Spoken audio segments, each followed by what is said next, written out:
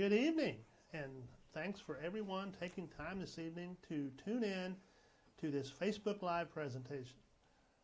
For those of you that do not know, I am Link Luttrell, and I am the proud superintendent of USD 230, and I have the opportunity to serve our students, our staff, and our patrons each and every day. I'm here this evening to try and inform and provide information so that you can be informed whenever you cast your ballot, and hopefully you will cast a ballot for the May 13th Building Opportunity Bond election. This proposal that I'm going to be explaining this evening, and hopefully try not to take more than 45 minutes or so, including questions, but we'll take longer if needed, was a result of a months-long process, many months in the doing, that involved a lot of community stakeholders that met at least 6 different times. And during the times that they met, they reviewed an array of data, as well as being able to share their vision for how they felt the district should best manage the continued growth that we continue to receive. It was the recommendations from this group of stakeholders that was presented to the Board of Education. And it was in late January when our Board of Education met in a special session and approved those projects recommended that became part of this Building Opportunity Bond proposal. And that is what I'm going to explain here in the next few minutes. First and foremost, this Building Opportunity Bond proposal is all about 3 main components. And the first main component involves preparing for the growth that we know is coming. To give you some insight, 27 consecutive years we've had an increase in student enrollment. You have to go back to the late 20th century before you could ever find a time where we didn't increase in student enrollment from one year to the next. If you go back to the 98-99 school year, we had 1,410 students enrolled grades kindergarten through 12. We did not have an early childhood program at that time. Today, 2025, 27 years later, our enrollment pre-K through 12 is approximately 4,100 students. That is, when you do the math, about a 190% increase in student enrollment. If you go back and you look just since 2018, we have grown 1,200 additional students. What is significant about 2018? That was the last time that the district came to the voters and asked them to give consideration to a bond to, again, build space. And with that bond issue in 2018, as well as one in 2016, we did get,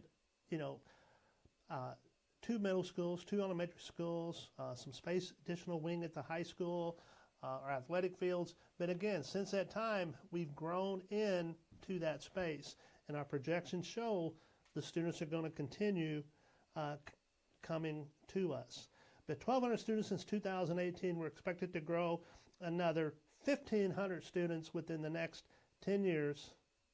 And of that 1,500 students, we're expected to get 800 of those within the next 5 school years before we embark on the 2030 school year. That's why we have been and continue to be the fastest growing school district within the state of Kansas. So preparing for growth at our elementary level. As we said, we have built 2 elementary schools within the past 6 to 7 years. And we have space at those schools, Dayton Creek Elementary School, as well as at Wolf Creek Elementary School. But as you know, there are subdivisions going in. Those are filling up fast. And you look at this chart, and the one thing you need to pay attention to there is the red line that runs horizontally that shows the capacity of each of our elementary schools, because they pretty much have the same design, 484 program and capacity. And you can see that 3 of our elementary schools, Springer Elementary, Timber Sage Elementary, and Prairie Creek Elementary, are all going to be reaching or exceeding their programming capacity here within just the next couple years. So that is preparing for growth at our elementary levels. So part of this bond proposal, Building Opportunity, addresses the elementary levels by saying our stakeholders said that we're part of this group. We need to make sure that we've got space in those areas where these students are going to be. We do have neighborhood schools. And so they proposed, this proposal, if approved, would provide additional space at Prairie Creek, at Timber Sage Elementary, as well as Spring Hill Elementary School. Now, I caution you when you look at this picture, we just put that there more for conceptual, so you can kind of envision, but that area has not been designed. The colors haven't been picked out. Even the exact location of where it might be in that building, what direction in the building that may be at, it has not been decided. If the bond is successful at that time, our architects will come in and visit with our staff, with our maintenance and custodian. Our maintenance staff will be visited with our staff, and they will determine what would be the best option to put those additions in place at. But again, just for conceptualizing, don't read too much into that it's going to be on a specific end, but that's how we would address the growth at our elementary schools with an addition. Now we move to our middle schools. As I said a few minutes ago, we have added two middle schools within the last 10 years. We've had Woodland Spring as well as Forest Spring, which this is in their second year of operation. We have ample space at all three of those facilities. Okay, as you can see, those have a programming capacity of 528 for the next 5 years. Even further, we're in good space within that realm. But when you go then to our high school, because all of our students, elementary through middle school, they all eventually transition into the high school. And so the high school, as you can see here, our trends show that right now, just within the next few years, they are going to be at exceeding their capacity. And to give you an idea, back in 2014-15 school year, the high school enrollment grades 9 through 12 was 690 students. Right now, current year, we're actually right about 1,140 students. And we are projected to be at 1,407 in the 29-30 school year. And you can see that red color there means that we would be at 100% programming capacity. So preparing for growth at the secondary high school level, this bond proposal has a high school commons expansion. That's basically cafeteria area. Again, not get too hung up on what it looks like, but we would add on about 5,000 square feet to our cafeteria area. Right now, we run 3 lunch shifts. That gets pretty crowded. Some of our students do spill out over into the mezzanine area of the gymnasium. On a nice day, there's an area where they can go outside, but this would provide additional space for students to be able to gather, at the appropriate times. And then more so when this particular space is not in use for breakfast or for lunch, it could be used for many other purposes, such as cheer practice, dance practice, robotics practice, orchestra practice, a lot of different uses that we could use. And that's one thing that we heard in our focus groups back in the fall, was that take the opportunity to build this space. It's going to provide us a lot of opportunities for use that we may not have at the current time. Another area that part of this bond is about increasing educational opportunity. We just said, with the additional cafeteria space, we'd have opportunities for teams and practices to go on, other areas for use. We also, a big component of this proposal would be adding space of about 30,000 square feet and putting a CTE, Career Tech Education space onto the high school. And you can't, we really didn't, again, do not really have a rendering of it, but it would be placed, there at the high school campus. It would probably not be a separate building, but just, a space. And what we would do is we currently have some CTE programs. We would move all of our CTE programs out into this new space, hopefully be able to build it large enough that we could also have room to expand, and it would also be architecturally designed that we could add on additional square footage at some point down the road, that we would move all of our existing CTE programs into that area. Then we would be able to repurpose that existing space that those CTE programs are in now for regular classroom space, which again is going to be a win-win, and we're going to have a lot more space to handle the growth that the high school is going to be seeing within the next 5 to 10 years. Also having a CTE space that's designed for students to be able to really practice their craft with the equipment, and it's designed in a way that's going to be optimal for their learning. It's going to give us an opportunity to really pursue some partnerships. That's one thing we heard also from our stakeholders, was designing this space and then having perhaps partnerships with some of our regional corporations, businesses. We're fortunate to have several corporations right here in our own backyard within 15, 20, 30 miles that we can partner with. In fact, since that time, the stakeholder meeting, we've actually have pursued at least one grant that, if we were to get that, would definitely be a boon to help us enhance our programming with this particular area of offering CTE and enhancing our opportunities that our students have within this area, because we all know that CTE right now is definitely an area that has a huge need for students, and for opportunities for students to go into high-paying jobs with training that they can receive during their time in high school. Then we move on to enhancing the environment. So we've talked about preparing for the growth, we've talked about creating opportunities, and now we're talking about enhancing the environment. We are fortunate that within USD 230, we have a lot of our facilities that are new, that have been built within the last 10, 15, 17 years because of our growth. Well, we also have facilities that serve our students each and every day that have been in, around, decades. And those still serve students, and we have to continue investing in those to make sure that the learning environment for those students is optimal. And so this proposal would also, upon approval, at Spring Hill Middle School and Spring Hill Elementary, which two of our oldest facilities within the district, they would get brand new roof replacements, so to make sure that whenever, and not that we have floods at all, but whenever we get a torrential rain or the wind's blowing a certain way, there are areas of the building that may get wet, and while we do address that, that's not good, because that brings on other possibilities that could occur with air quality and that.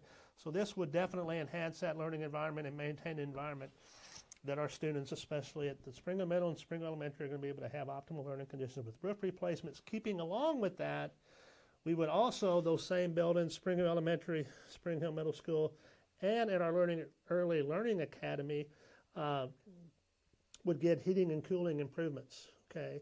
Now I want to highlight something here. We used the word improvements for HVAC, and back here we used the word replacement for roof, and that's because of the fact that we have when you replace a roof, we will replace the whole roof at those facilities. But when we come to an HVAC unit, you don't just have one HVAC unit that serves the school. You might have 10 to 15 units depending on the square footage. And so while we've maintained as many of these units as we can, many are at the end of their life. But we might have had some that died 2 years ago or 3 years ago, and we replaced those at the time. And so what this bond would do, if passed, it would replace or it would improve those units that definitely were nearing the end of their life. If we had a unit that we replaced 2 years ago that still has many years left in it, that would not be replaced. But I can assure you that of the units that would be improved upon and replaced, many of them are in classroom areas. So again, enhancing the environment for student success through roof improvements as well as our HVAC improvements. So again, in summary, this bond, if passed, it would offer a career tech ed addition of about 30,000 square feet at Spring Hill High School, in addition to adding to the Commons cafeteria space of about 5,000 square feet, almost doubling that space. It would also, to prepare for the growth that we know is coming in our elementary schools, especially at Prairie Creek, Timber Sage, and Spring Hill, would offer space at those locations approximately about, we're thinking, 5 to 5,500 square foot at each of those areas. And then, of course, the roof replacements at our locations in Spring Hill, as well as our HVAC improvements. Now, this bond proposal, the cost, all of it, that's an important factor as well, is $60 million. Now, construction costs, which we all know have gone up exponentially since the time that we did these, the last ones in 16 and 18, especially since 2020, whenever we had the pandemic. But we can do these projects without having to increase our mill rate that we assess each year as part of our overall levy rate. The one thing that came up in our discussions with our patrons was they were like, we understand that we want to make sure that our students have what they need to learn. We want to make sure that our students and staff definitely have everything in place so that they can succeed to their utmost potential. But they did also say, please be cognizant of the fact that of what it's going to cost our pocketbook. And so the $60 million is what was able to be put together without the district having to take a step, if it did pass, of increasing the mill rate. So again, the preparing for growth, the increasing the educational opportunities through the CTE as well as the cafeteria space, and then enhancing the environment for student success with our HVAC improvements and our roof replacements. That's $60 million, and again, it would keep our mill rate for our bonds, at the same rate we've been paying. Some important dates that you need to be informed about, and this is what this Facebook Live session is about, is strictly to inform, is that if you're already registered to vote, you will get a ballot in the mail. But if you changed addresses, you're not registered, you can register up until April 13th and get your ballot still in the mail. You can also register between April 13th and April 22nd, but if you register during that time, you have to say, hey, I want a ballot so I can vote in the USD 230 election. The ballots will go out approximately 20 days prior to the May 13th date, which would be about April 23rd. That's when the mail-in ballot should arrive in your mailbox if you're registered. And then the ballots must be returned and are due into the election office by noon on May 13th. We actually have right at 42 days from today to get to that point. And so the May 13th is whenever we will get some unofficial results that evening. And then, of course, the official results after they're finally approved and canvassed would be about on May the 19th. You can put your ballot back in the mail when you get it, but we also have Dropbox locations. There will be 4 Dropbox locations. One will be at the Gardner Library, one will be at the Spring Hill Library, the Blue Valley Library, and then well as at the Johnson County Election Office. Those are outside Dropboxes. They are available 24/7. And so you can, if you do not want to go the U.S. mail route, put it into a Dropbox. I think I say this later, but if you do put it into the mail, it comes postage paid. So you do not even have to worry about getting a stamp. For this vote to be successful, it's a 50% plus one. It's a simple majority, so one vote can make a difference. But the main thing is we want people to be informed. How you vote, that's up to you. But we want to make sure that people know that there's an election. We want them to know when the ballot's coming. We want them to know what that vote will mean, what that vote will find, so that they can be informed. You probably have seen the last couple of days, our district has provided some signs at each of our properties that they don't give a persuasion. They just simply say vote, because we want people to vote and exercise their voice, okay, for that. But we, as a district, cannot and do not try to persuade a person one way or the other, yes or no. We're simply trying to provide information so that they can make the informed decision when they fill that ballot out. Too many times we do hear, oh, I didn't know about this, or nobody told me. Well, we're trying to do all we can to make sure that as that ballot arrives in the mail, and that people know what they need to do so that they can make sure that their voice is heard. Some things that you can do is inform others. Make sure that if you've got neighbors, tell, hey, there's going to be an election. Are you registered? If not, tell them to get out to register and vote. As we said, we do have, we're trying to do all we can as a district to make sure people are informed.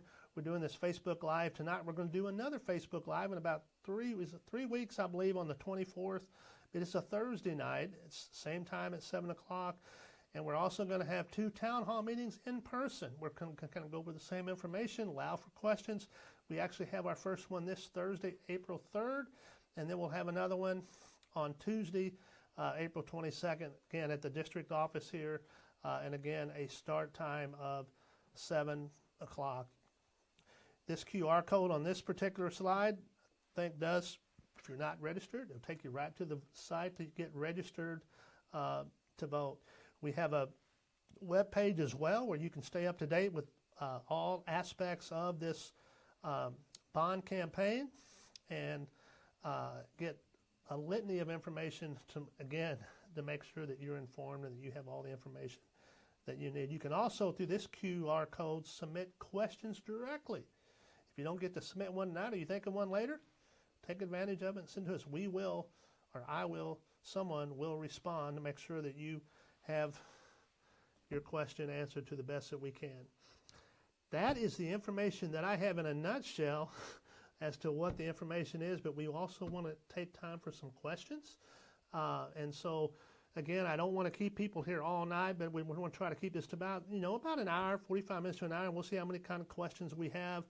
I can't guarantee that the answer I give is going to be something that you might like or not like, but again, it will be factual. I can guarantee you that. So if you do, you can bond. But again, we take some questions. I don't know if any have come in. I think I do have my moderator here, our Director of Communications, Stephanie Niger, is here.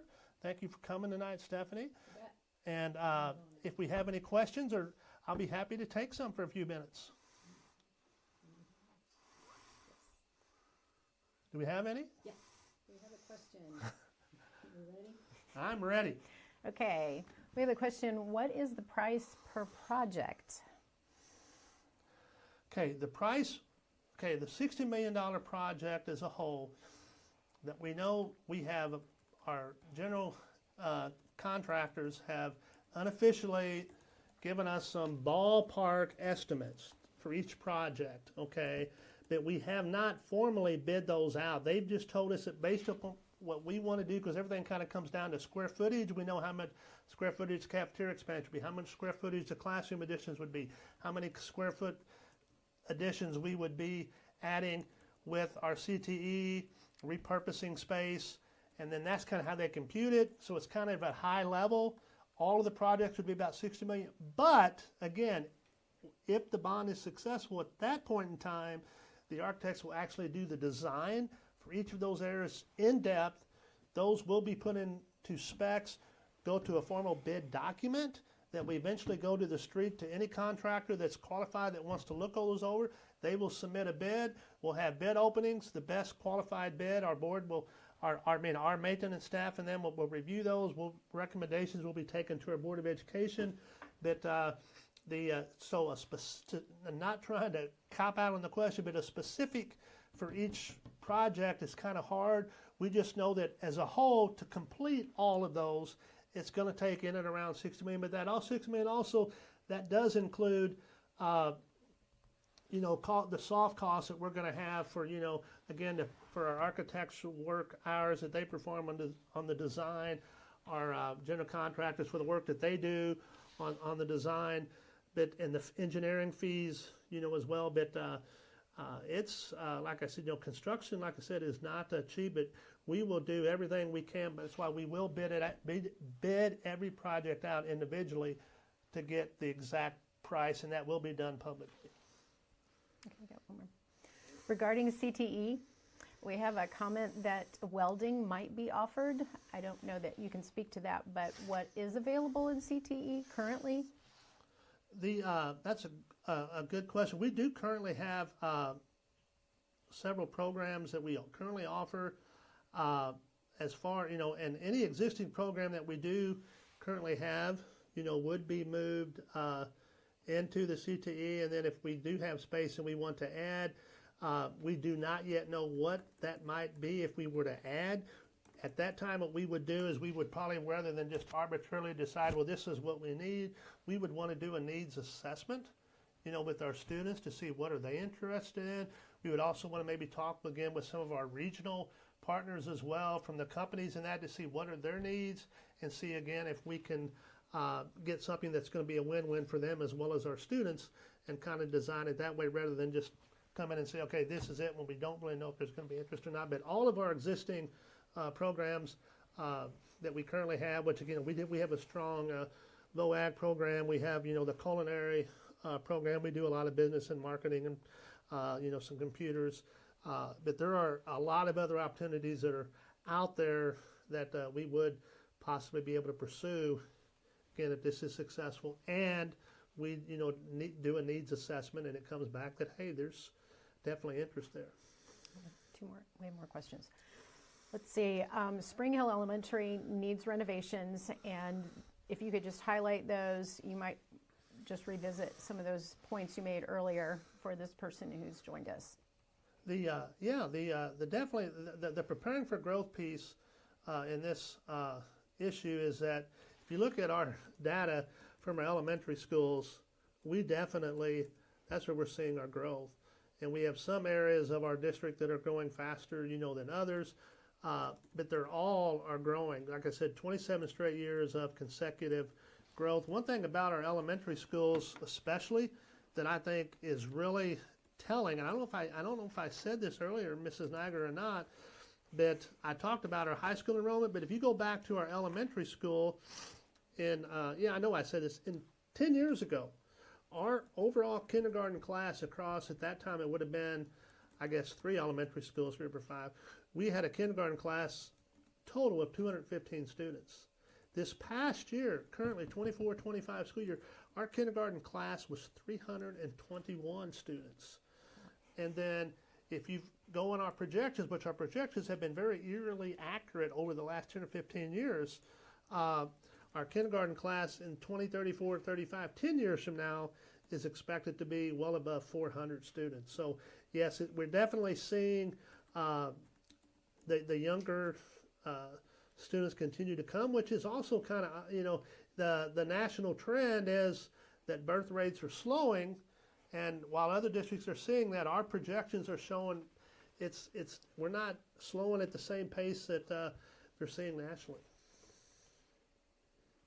Okay, and then so this proposal would, at our 3 elementary schools where we know we're going to definitely need space within the next 3 to 4 years at Timber Sage, Prairie Creek, and Spring Hill Elementary, those would have the classroom addition, or classroom space added of about 5,000, 5,500 square feet, which is about the typical size of a pod.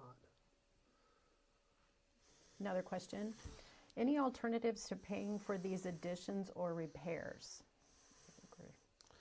Any alternatives? That's depending on how you would define alternative. If you're going to, there are a lot of, well, let me go to this slide. Let me go to a slide that back on the very end to kind of tell, which I think the person might be asking is, what would happen if this bond issue did not pass? Well, that's a great question, and I've got a slide for that. Let me go to it.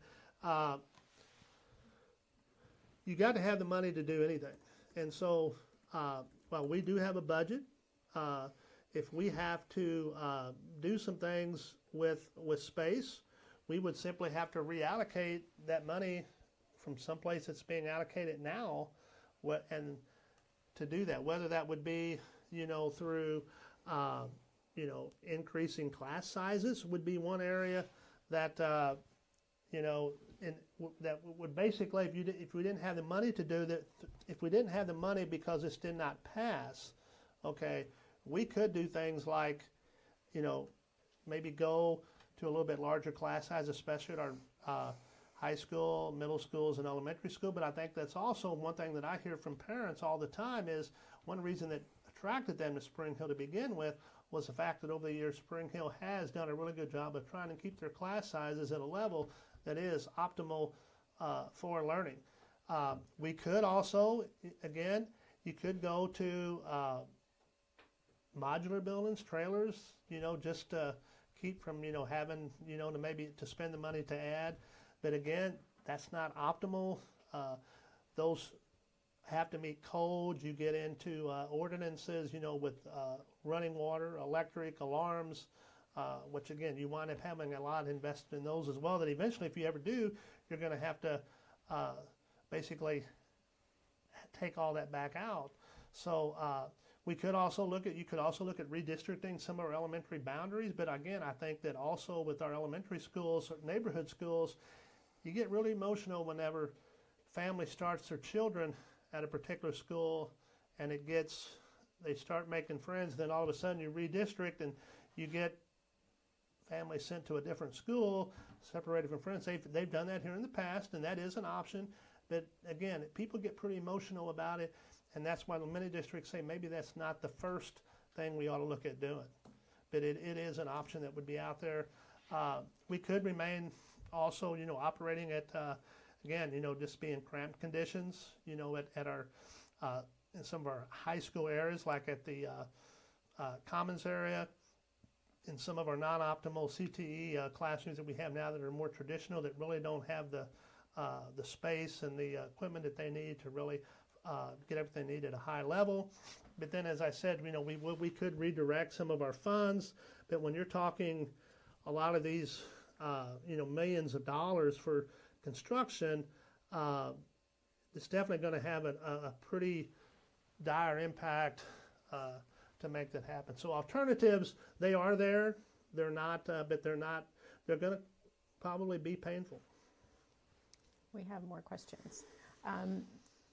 This bond is for additions, but is there the potential for a second high school that will be built, or does the district plan to stay with just one high school? I need a crystal ball to answer that question, but no, that definitely came up during our community engagement meetings last fall was, hey, why don't we have a second high school? And as the community group talked through that, and we filtered down, you had what mixed into that was you saw our other needs that we have. And we also then heard the voice that be cognizant of the fact that, you know, our pocketbook hurts already. And so when you look at how much we're able to do right now with this proposal at $60 million to take care of our immediate needs, and that's what our engagement group said, hey, yeah, take care of your needs, to build the cost for building a new high school in 2025, but by the time we get to 2027, when that new facility would be easily is going to cost between 100 to 120 million. And that's just to build the building, okay? And to do that of 100 to 120 million, okay, instead of a no mill increase, the district would be looking at having to, at minimum, a 4 to 5 mill increase to make that happen. Then you also then have the added cost of staffing it, and because you cannot use funds from a bond to pay for staff and personnel. So it was just cost. Really, the cost of that is what prevented that from being presented this time, because it just didn't feel that it checked all the boxes of what our stakeholders said they really wanted, which was, again, prepare for the growth, but make sure that we focused on our needs, increasing the opportunities within those needs, and being cognizant of our pocketbook. Regarding CTE and what could be offered, there's a question regarding woodworking or automotive. Yeah, those are all, like I said, you know, automotive, woodworking. The possibilities are endless.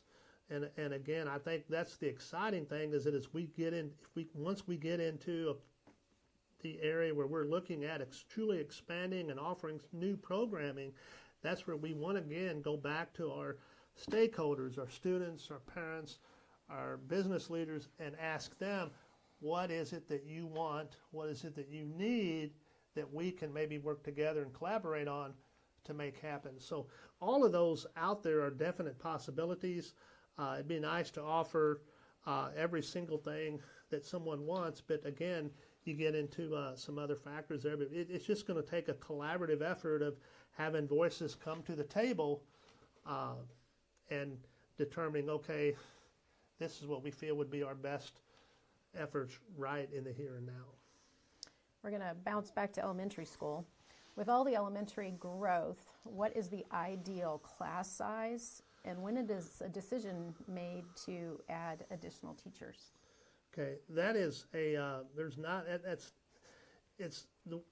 tell a lot of people a lot of times that the sweet thing about education that sets education apart is that education is not an exact science. It's not that you mix A and B and you get C. Okay, it's not like you mix chemical A and B and you get a reaction. You know, there's so many variables that go into it. And so what's the ideal class size? It's going to depend on who you talk to. You could talk to 10 different people. Some people are going to say 1-to-1. Some people might say, hey, 25. Okay, we have kind of ranges that we've established across grade levels. You know, especially, we want to try to keep our kindergartners to the extent that we can. 18, 20, 21. That's getting kind of large.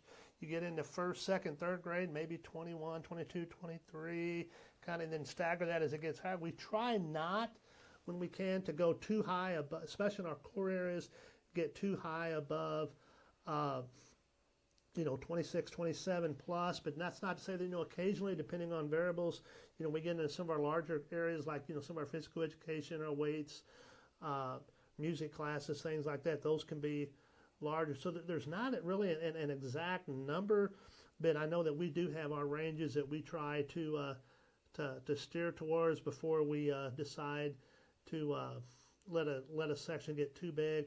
And then at the same time, you also, now what hurts a little bit is with the open enrollment law in Kansas, the open enrollment statute, you have to have your capacity numbers, and what happens is the smaller your class sizes are, you also get into, technically, it says you ought to be opening up spaces, but part of the statute says if you take students in, you're supposed to keep them until they graduate as long as they stay in good standing. But we also know that we're growing and our buildings are already at capacity, so that kind of presents us, some anomalies, as well. But we do have guidelines in place that we try to follow to the extent that we can. But again, sometimes you get into no man's land. If you might have, for instance, say you've got a group of fourth graders, and let's say that you've got 45 students. Do you keep that at 2 sections of 22? Or if you suddenly split that into 3, then you're going 15. And then and the research, which will show, which again is meaningless really, but research shows that typically a class size is between 17 and 29. I'm sorry, 17 and about 27, 28. This differences in achievement there are minimal. But again, it's very subjective. There's no exact science.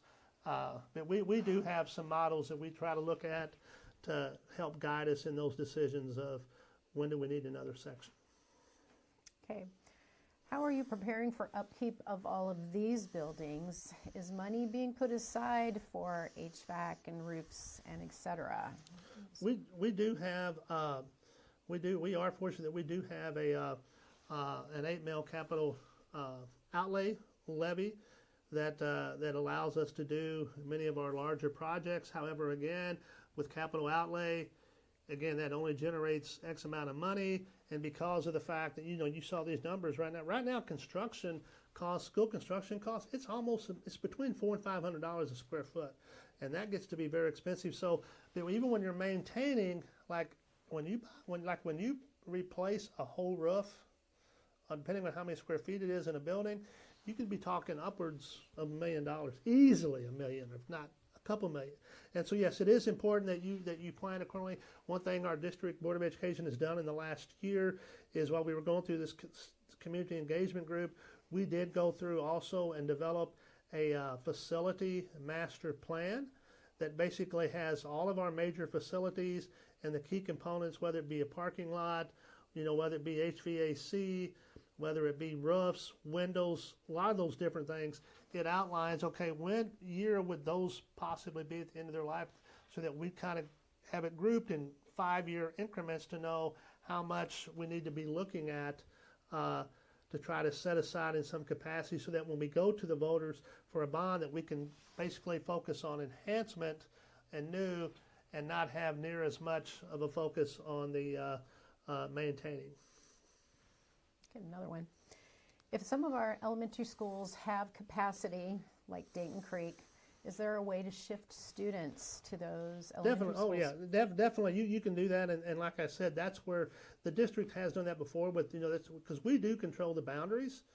But the thing to also keep in mind is, as I said earlier, was that we have the neighborhood school concept, and so whenever students start a particular school, typically kindergarten, they're there for 6 years, and they start making friends and the network and that. And then when you do have to change boundaries, there's always going to be individuals that get pulled to a different school. And again, just research, people get very emotional about that. And while that can be done, yes, a lot of districts, like I said, they don't like to maybe use that, as the first measure. Now, again, if a bond, isn't successful, they have to go back to the drawing board and they say, okay, what do we need to do now? And that definitely could be on the table. But yes, absolutely, attendance boundaries, can be adjusted. But I think the unique thing with USD 230 is that even if you adjust boundaries here immediately, okay, our other elementaries that might be a little bit under capacity at the moment, they're going to be, again, on our projections with the subdivisions that are being developed, they're going to fill up within the next 5, 6, 7 years, and then you're back to adjusting boundaries again. And some of the families, like I said, that might get uprooted 2 or 3 times, that's not good for the family, it's not good for the kid, it's not good for learning. So it's not necessary, but yes, it can be done, but it's just not necessarily maybe the first trigger that you want to try to say is your option to do. Any other questions? Well, again, I really do appreciate there were some really insightful questions. I do know that a lot of time and attention with our patrons went into developing this proposal. It was not something that was just put together overnight. A lot of different meetings starting well over a year ago happened.